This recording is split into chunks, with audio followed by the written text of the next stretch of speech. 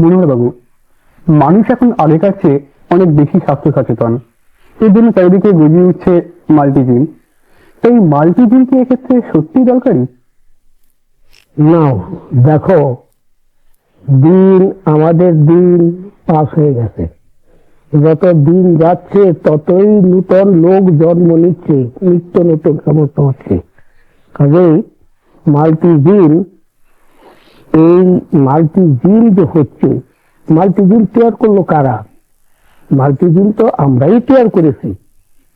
যারা ব্যায়াম করেছে, আগে যে কষ্ট করতো, ধরো বুকডন, তার বুকডনের পরিবর্তে সপ্তাহে কি করা যায়, এইভাবে তো করা হচ্ছে।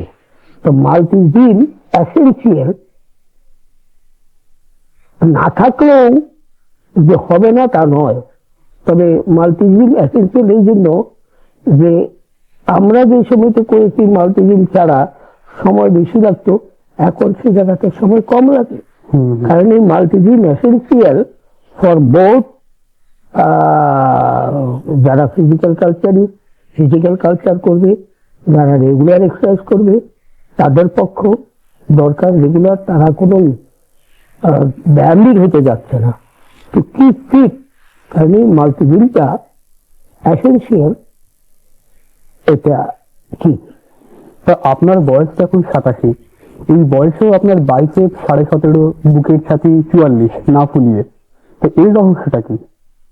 ব্যায়াম, এর রহস্য ব্যায়াম ছাড়া কিছুই নয়।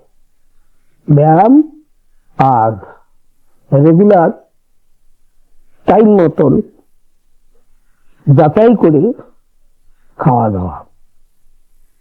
আর যার যে দেশে জন্ম, সেই দেশের খাওয়াই হচ্ছে সবচেয়ে শ্রেষ্ঠ।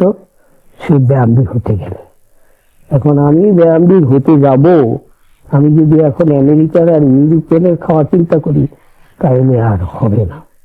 কাজেই যার যে দেশের জন্ম, সেই খাওয়াই ব্যায়ামবীর হওয়া যায়।